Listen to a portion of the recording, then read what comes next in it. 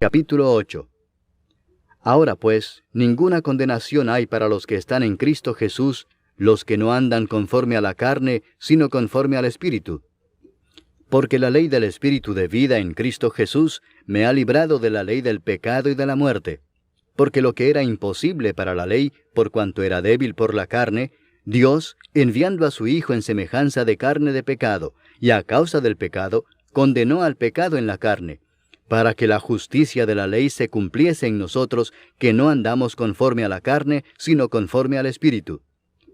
Porque los que son de la carne piensan en las cosas de la carne, pero los que son del Espíritu, en las cosas del Espíritu. Porque el ocuparse de la carne es muerte, pero el ocuparse del Espíritu es vida y paz. Por cuanto los designios de la carne son enemistad contra Dios, porque no se sujetan a la ley de Dios, ni tampoco pueden. Y los que viven según la carne no pueden agradar a Dios. Mas vosotros no vivís según la carne, sino según el Espíritu, si es que el Espíritu de Dios mora en vosotros. Y si alguno no tiene el Espíritu de Cristo, no es de él. Pero si Cristo está en vosotros, el cuerpo en verdad está muerto a causa del pecado, mas el Espíritu vive a causa de la justicia.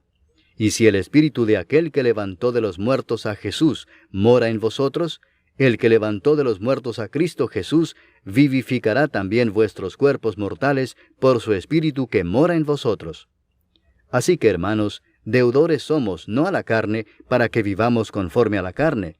Porque si vivís conforme a la carne, moriréis. Mas si por el Espíritu hacéis morir las obras de la carne, viviréis. Porque todos los que son guiados por el Espíritu de Dios, estos son hijos de Dios. Pues no habéis recibido el espíritu de esclavitud para estar otra vez en temor, sino que habéis recibido el espíritu de adopción, por el cual clamamos, Abba, Padre. El Espíritu mismo da testimonio a nuestro espíritu de que somos hijos de Dios. Y si hijos, también herederos, herederos de Dios y coherederos con Cristo, si es que padecemos juntamente con Él, para que juntamente con Él seamos glorificados. Pues tengo por cierto que las aflicciones del tiempo presente no son comparables con la gloria venidera que en nosotros ha de manifestarse. Porque el anhelo ardiente de la creación es el aguardar la manifestación de los hijos de Dios. Porque la creación fue sujetada a vanidad, no por su propia voluntad, sino por causa del que la sujetó en esperanza, porque también la creación misma será libertada de la esclavitud de corrupción a la libertad gloriosa de los hijos de Dios. Porque sabemos que toda la creación gime a una, y a una está con dolores de parto hasta ahora. Y no solo ella, sino que también nosotros mismos, que tenemos las primicias del Espíritu, nosotros también gemimos dentro de nosotros mismos, esperando la adopción, la redención de nuestro cuerpo. Porque en esperanza fuimos salvos, pero la esperanza que se ve no es esperanza, porque lo que alguno ve, ¿a qué esperarlo? Pero si esperamos lo que no vemos, con paciencia lo aguardamos. Y de igual manera el Espíritu nos ayuda en nuestra debilidad. Pues qué hemos de pedir como conviene, no lo sabemos. Pero el Espíritu mismo intercede por nosotros con gemidos indecibles. Mas el que escudriña los corazones sabe cuál es la intención del Espíritu, porque conforme a la voluntad de Dios intercede por los santos. Y sabemos que a los que aman a Dios, todas las cosas les ayudan a bien, esto es, a los que conforme a su propósito son llamados. Porque a los que antes conoció, también los predestinó para que fuesen hechos conformes a la imagen de su Hijo, para que Él sea el primogénito entre muchos hermanos. Y a los que predestinó, a éstos también llamó, y a los que llamó, a éstos también justificó, y a los que justificó, a éstos también glorificó. ¿Qué pues diremos a esto? Si Dios es por nosotros, ¿quién contra nosotros?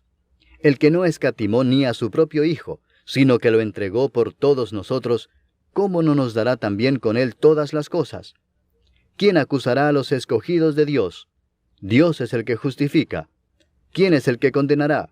Cristo es el que murió, mas aún el que también resucitó, el que además está a la diestra de Dios, el que también intercede por nosotros. ¿Quién nos separará del amor de Cristo?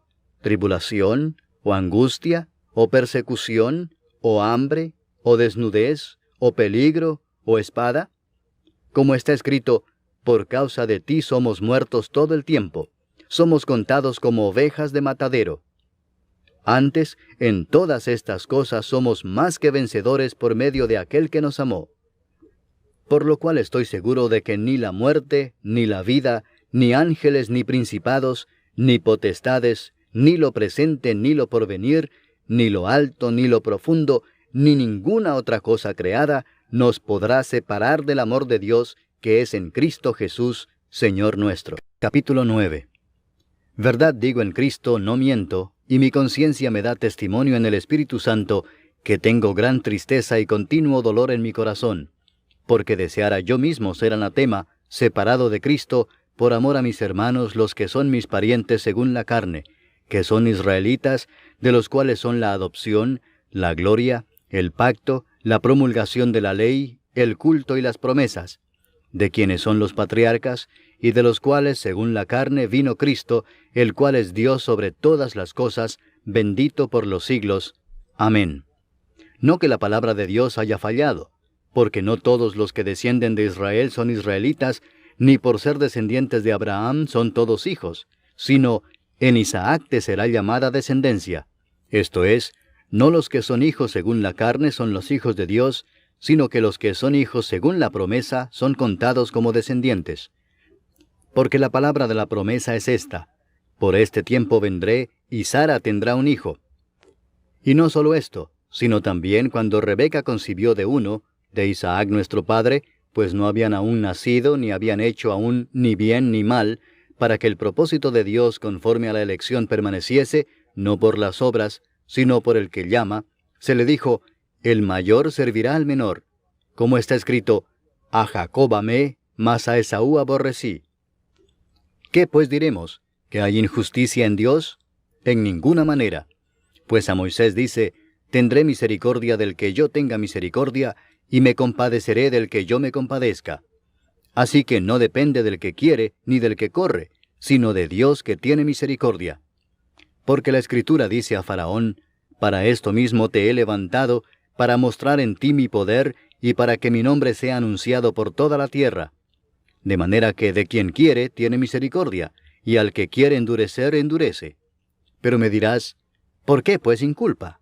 Porque ¿quién ha resistido a su voluntad? Mas antes, oh hombre, ¿quién eres tú para que alterques con Dios? Dirá el vaso de barro al que lo formó: ¿por qué me has hecho así? ¿O no tiene potestad el alfarero sobre el barro para hacer de la misma masa un vaso para honra y otro para deshonra?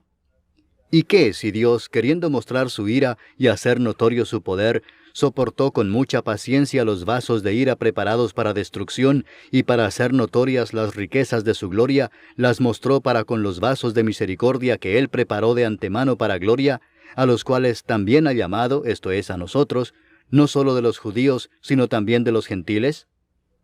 Como también en Oseas dice: llamaré pueblo mío al que no era mi pueblo, y a la no amada, amada. Y en el lugar donde se les dijo: vosotros no sois pueblo mío, allí serán llamados hijos del Dios viviente.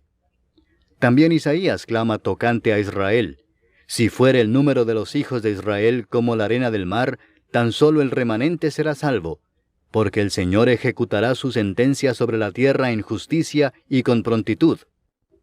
Y como antes dijo Isaías: si el Señor de los ejércitos no nos hubiera dejado descendencia, como Sodoma habríamos venido a ser, y a Gomorra seríamos semejantes. ¿Qué pues diremos?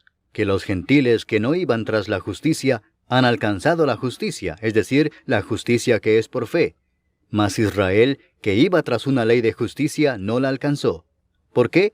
Porque iban tras ella no por fe, sino como por obras de la ley, pues tropezaron en la piedra de tropiezo, como está escrito: he aquí pongo en Sión piedra de tropiezo y roca de caída, y el que creyere en él no será avergonzado. Capítulo 10.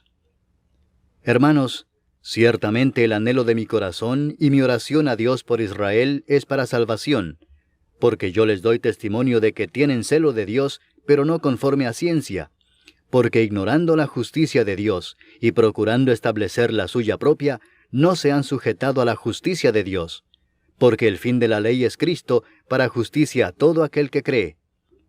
Porque de la justicia que es por la ley, Moisés escribe así: el hombre que haga estas cosas vivirá por ellas.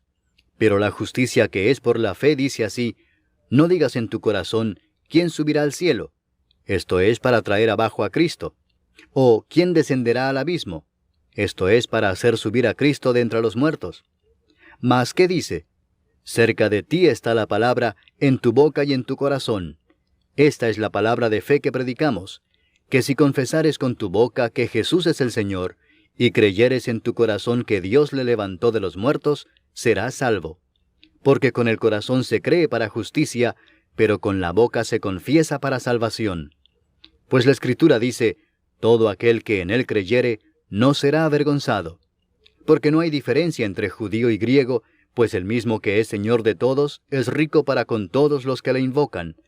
Porque todo aquel que invocare el nombre del Señor será salvo. ¿Cómo pues invocarán a aquel en el cual no han creído? ¿Y cómo creerán en aquel de quien no han oído? ¿Y cómo oirán sin haber quien les predique? ¿Y cómo predicarán si no fueren enviados? Como está escrito, cuán hermosos son los pies de los que anuncian la paz, de los que anuncian buenas nuevas. Mas no todos obedecieron al Evangelio, pues Isaías dice, Señor, ¿quién ha creído a nuestro anuncio? Así que la fe es por el oír, y el oír por la palabra de Dios. Pero digo, ¿no han oído? Antes bien, por toda la tierra ha salido la voz de ellos, y hasta los fines de la tierra sus palabras. También digo, ¿no ha conocido esto Israel? Primeramente Moisés dice, yo os provocaré a celos con un pueblo que no es pueblo, con pueblo insensato os provocaré a ira. E Isaías dice resueltamente, fui hallado de los que no me buscaban, me manifesté a los que no preguntaban por mí. Pero acerca de Israel dice, todo el día extendí mis manos a un pueblo rebelde y contradictor.